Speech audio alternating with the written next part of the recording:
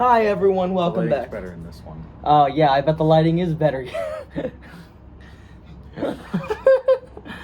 Hi everyone. So last time I read a script, it was a monologue from a show that I used to be previously in.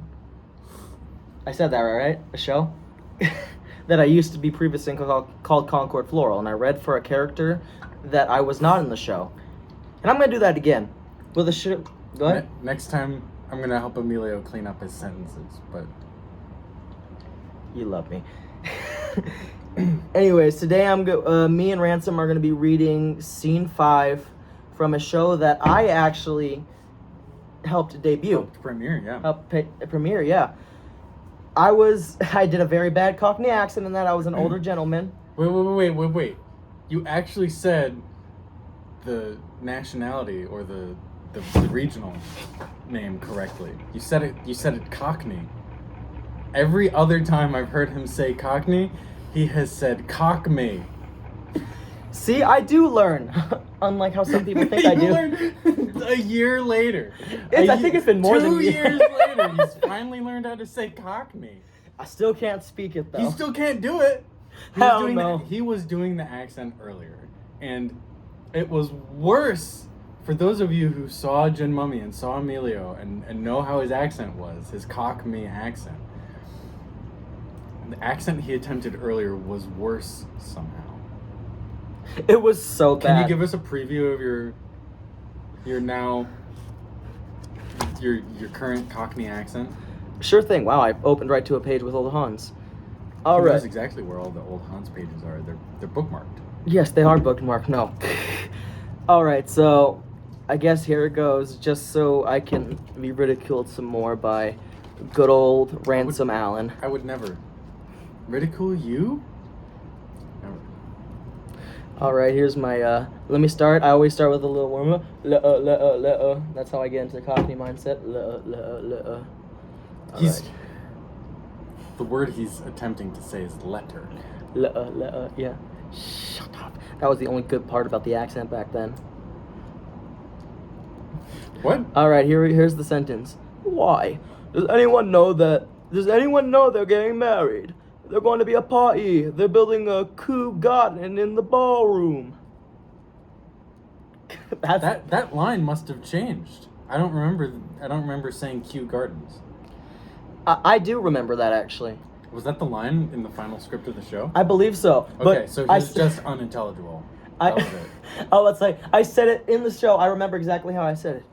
They're building Kew gardens in the ballroom. Very long and ugh. But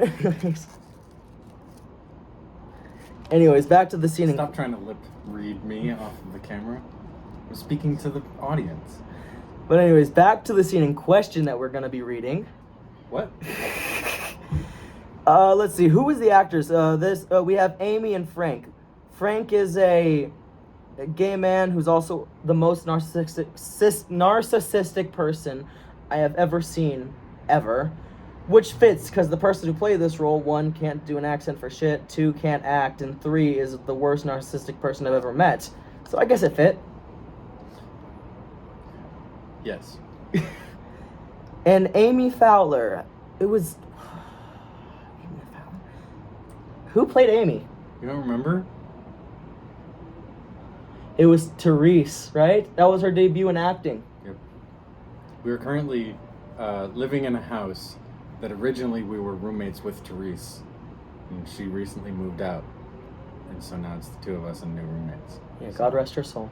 God, I hope Therese is doing okay. As to the person who she was living with, well, I hope Therese is doing okay. All right, we're gonna go ahead and start reading. I'm gonna be frank because honestly, I thought I would. Go ahead. Yep. You Be ready? frank with me. I will be frank with you. I will do a British accent for this. I do not think it's gonna be good. My British accents have famously never been good. Just imagine you're Doctor Who. I think it would be incredible. Actually, one of my dreams is to be the first American Doctor Who. Yeah. I want to be the first American James Bond. Oh, we haven't talked about that in forever. I'll have to do some research, see if that joke made sense. Because my hope is that an American has already played James Bond. This doesn't work. Anyway, cut this part out of the video. Great, now I'm gonna have to edit this. Just me referencing James Bond. Just cut that out of the video. Okay, are you about ready? You know the circumstances of the scene and everything? Oh, I'll be fine. What was happening? Frank's coming in to propose to Amy. Oh. Amy doesn't want to get married. Frank doesn't want to either because of... Starting here. Yep, I'm gonna start right there. And what's my first line? Your first line is that. Okay, you ready? Yeah. Oh, Amelia, there you are. I've been looking for you everywhere. Oh, Frank, what do you want? To please my parents and yours, aren't we very well suited? I suppose. We are very pretty together, if nothing else. That is no small accomplishment when you live in the ugliest city in Europe. Heavens, London is horrible, isn't it? All soot and smokestacks and brunettes. I can't wait to return to the country. A fellow needs space in which to move, real air to breathe. Derbyshire is heaven on earth. God himself has declared it so more than once. You read the line wrong. God herself has declared it so more than once. I'm sorry, I'm kind of blind right now. That's a great line. I heard such wonderful things about Halliwell Hall. The window glazing is really incredible. I've promised to take you there more than once to see it for yourself, but you always put me off. I know. Perhaps it's time for us to have a talk. What is that? What? That, is it real? Oh yes, it's a mummy. A mummy? A mummified person, you know, from Cromwell or somewhere. Isn't that a sight? It's something. See here, Mr. Mint. That's the Honorable Mr. Mint to you, thank you. I would like to be honest with you, if I may, and... I could swear he doesn't have eyes, but he's looking at me all the same. What do you see, old chap? Where have you been? In a box. He's been in a box, Frank. I'm trying to do that thing you say I never do. Have a conversation. Exactly. You don't want to have a conversation. You want to put me off. Despite the fact that my family is dripping in sovereigns, you want to put me off. Well, You're young, so am I. There's a world to be seen. Why not see it together?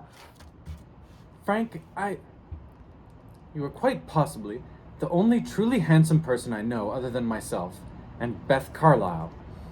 Our parents expect us to marry, but that's not what I want. Frank, I'm sorry, you're a dear boy, but I don't want to marry you. Good. I don't want to marry you either. I beg your pardon. I promised my parents I would propose tonight, and should you accept, marry you. Thankfully, I have done the first, but you have rescued me from the second. Much obliged. You don't want to marry me? I'm highly marriageable. You are indeed. I haven't said otherwise. You are my only true equal in all things, and we would be a splendid match. But I have no intention of marrying you. This is highly irregular. Who are you to not want to marry me? I am the only son of Viscount Halloway, and heir to the Halloway Hall, and I've met someone. You mean other than me? Why should I want you? You're always running away. I'm always 10 steps behind, 10 feet below, that sort of thing. I'm not the kind of man who needs to run after a girl, if you catch my meaning. That's what you do. That's what young men do. You ogle and you drool and you chase. And I run. Partially because I'm groomed for it, and partially because... Because you prefer Sappho over Socrates. So, what? What? It's all right, I understand. How did you know? It's something we have in common. You said you've met someone. What is he like? Oh, he's wonderful. An intellectual, an artist. Ah, has he been a florist for long? Oscar is a playwright. He's very good, positively wild. And he's here tonight. Oh, I thought I should let you know why I decided to stop chasing you. It seems only fair to let you know. No hard feelings, all right? All right. But everyone knows how you like to be chased, Amelia. But more often than not, if you want something, you have to earn it. If you want to be chased, you have to be willing to do some of the chasing. Oh, dear. What does it matter? You don't want to be married? No. Neither do I. Good night, Miss Dunbar. And scene. And scene. I like that. Yeah. How'd you feel reading for it? It was alright. I don't like being British, but... Does anyone like being British? Even British people? I've heard some British people take great pride in it. I can't possibly comprehend. I mean, I don't think I'd want to I live. actually know some British people. Do you really? I had some friends in high school who their parents were British, and they, by extension, were also very British. Do they have an accent or anything, or do they live long? Oh yeah. Oh, no, they had a. the two friends of mine from high school, middle school and high school. They definitely had an accent. I actually need to get back in touch with them. How many years has it been? Well, since the end of high school. Since the end of high school, 9 years plus. Since I've seen them, probably longer, because I think they moved away sometime in the middle of when I was in high school. So, probably, I would venture a guess, probably 12 years since I saw them.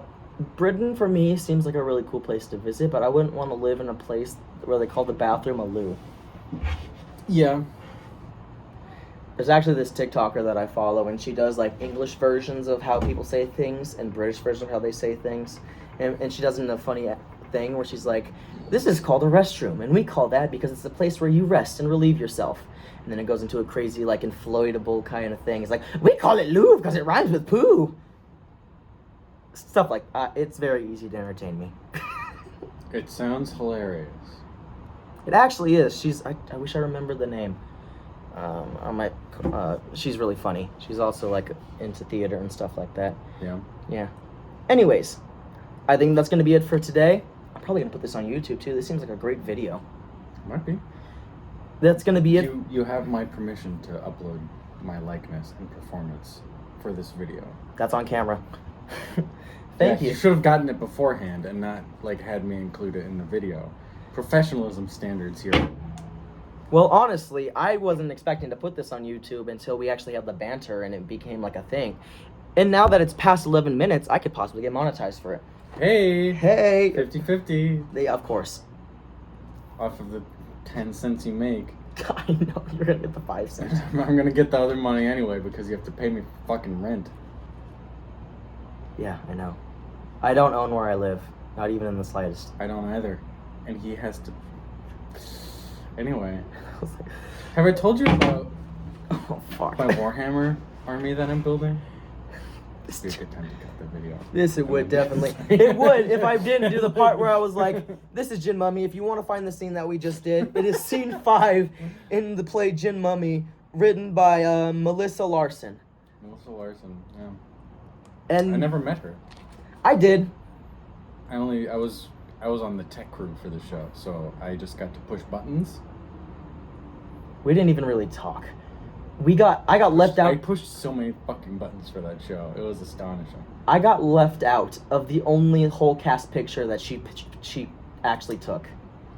Fucking leaving him out of the cast picture. I know. I mean, with how much my ass was shown in it, you'd think you'd want me in the picture. At least my ass. His ass was considerable. Line from the show. I'm just saying. Yeah.